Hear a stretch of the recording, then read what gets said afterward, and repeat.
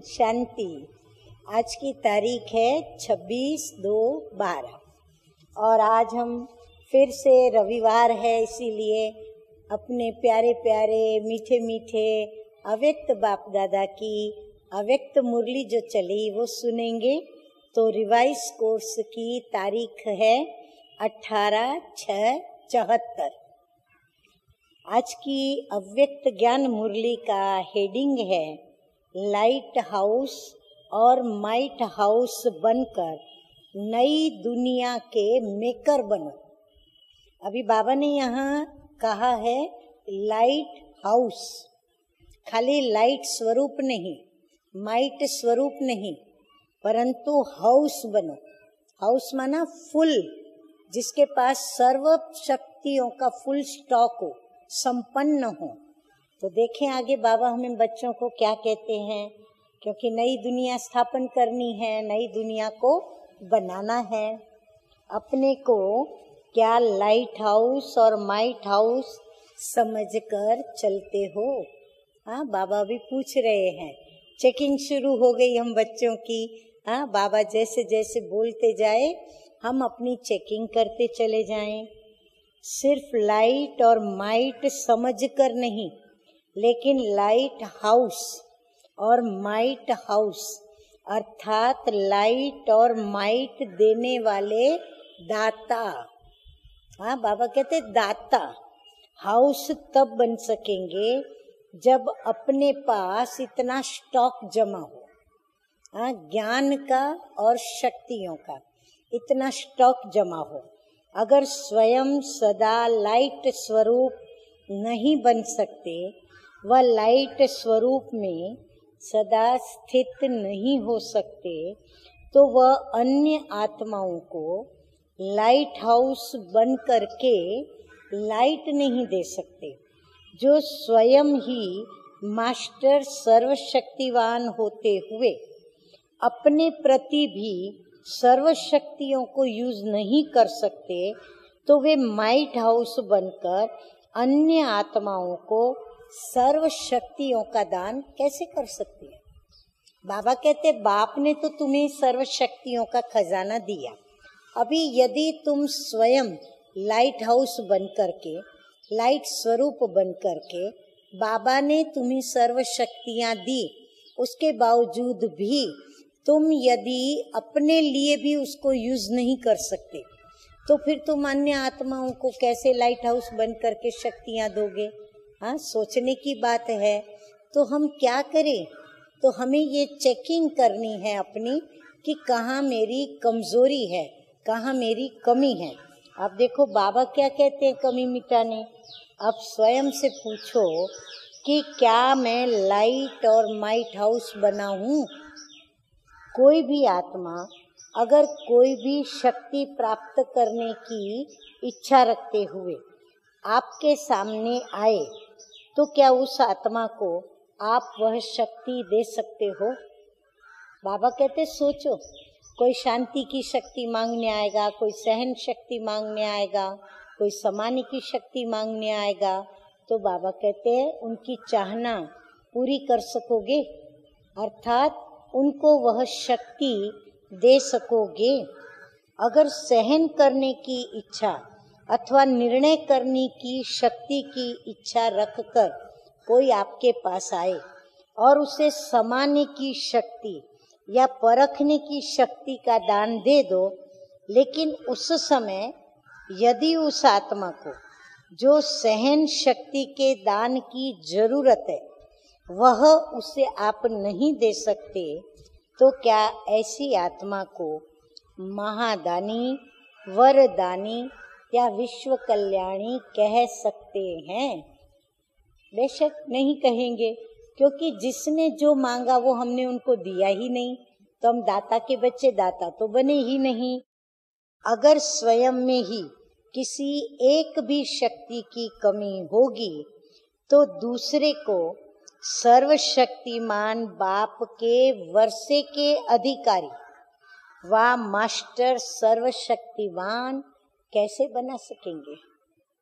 हाँ, जब हम खुद ही कमजोर हैं तो दूसरे को हम कैसे बलवान बना सकते या बाप का वारिस बना सकते।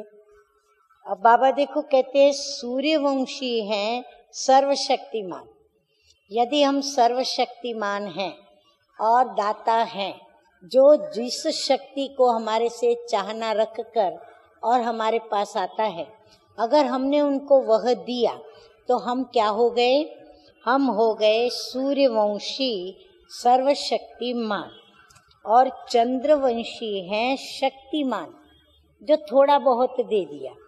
अगर एक शक्ति की भी कमी है तो सर्वशक्तिमान के बजाय अर्थात सूर्यवंशी के बजाय शक्तिमान कहलाए जाएंगे, माना त्रेता युगी कहलाए जाएंगे, चंद्रवंशी कहलाए जाएंगे। अर्थात वे सूर्यवंश के राज्य भाग के अधिकारी नहीं बन सकते। देखो कितनी गुह्य राज की बात मीठे मीठे बाप दादा ने हम बच्चों को सुनाई। अच्छा, अब ऐसे सुनने और फिर स्वरूप बनने वाले, अभी हम बच्चों ने सुना, सुनने के बाद हमें क्या करना होता है? हमें वो धारण करना होता है। हम यदि शक्तिमान हैं तो हम स्वयं को सर्वशक्तिमान बनाएं। तो सुनने और फिर स्वरूप बनने वाले, फिर संकल्प को 1 सेकंड में साकार रूप में लाने वाले और सर्व आत्माओं को लाइट हाउस व माइट हाउस बनकर सर्व शक्तियों से संतुष्ट करने वाले। क्योंकि स्वाभाविक है, यदि हमने उन्होंने जो शक्ति मांगी वो यदि हमने दी तो वो संतुष्ट रहेंगे, संतुष्ट होंगे। तो बाबा कहते हैं ऐसे संतुष्ट करने वाले संतुष्ट मणियां सदा स्वयं पर और हर संकल्प के ऊपर चेकर बनने वाले नई दुनिया के मेकर और विश्व कल्याणी आत्माओं को परमात्मा और सर्वश्रेष्ठ ऐसी आत्माओं को बाप दादा का याद प्यार और गुड नाइट और नमस्ते। हम रूहानी बच्चों का रूहानी बाप दादा को याद प्यार, गुड मॉर्निंग और नमस्ते। देखो कितनी राज की बातें बाबा ने आज बता दी हम बच्चों को। अच्छा, वरदान है आज का, एकाग्रता के अभ्यास के द्वारा मन बुद्धि को अनुभवों की सीट पर सेट करने वाले निर्विघ्न भव। अनुभवों की सीट पर सेट होना माना ऐसी स्थिति बनाना अचल और अडोल। तो ये एक रस स्थिति जो है वो हमारी है अनुभवों की सीट। तो बाबा कहते हैं निर्विघ्न भव। एकाग्रता की शक्ति ही सहज ही निर्विघ्न बना देती है। इसके लिए मन और बुद्धि को किसी भी अनुभव की सीट पर सेट कर दो। एकाग्र चित्त होकर बाबा को याद करेंगे तो हमारे पास वो अनुभव सामने प्रत्यक्ष होगा, तो हम अपनी सीट पर क्या हो जाएंगे? सेट हो जाएंगे।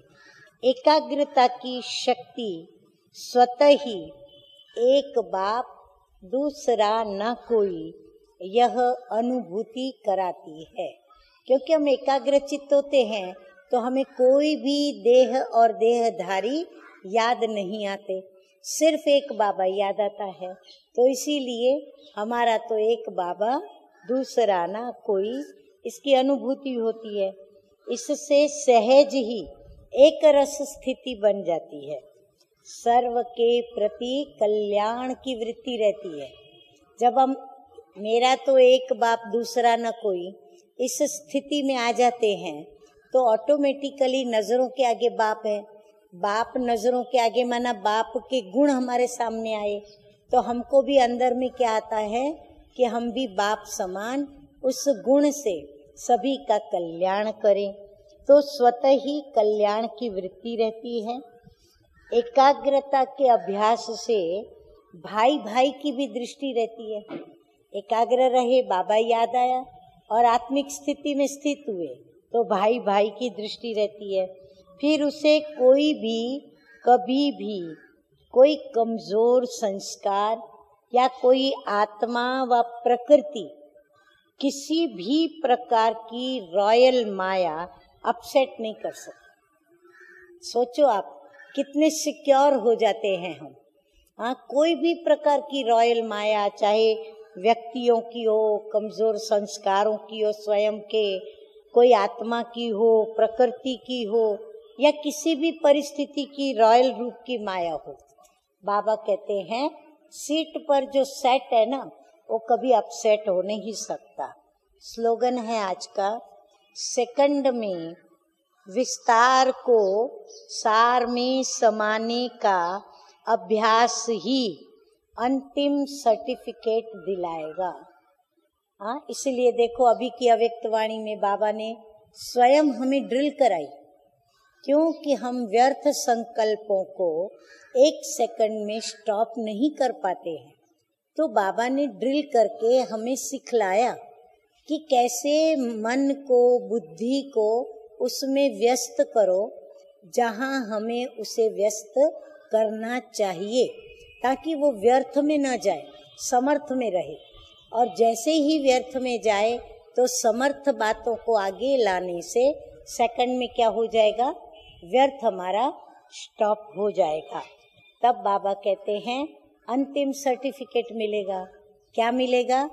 कि हम पास हैं, कि पास विथ ऑनर हैं, हम विजयंती माला में हैं, कि फिर 108 दाने की माला में हैं, या फिर हम बहुत बड़ी रुद्र माला में हैं, किस में हैं?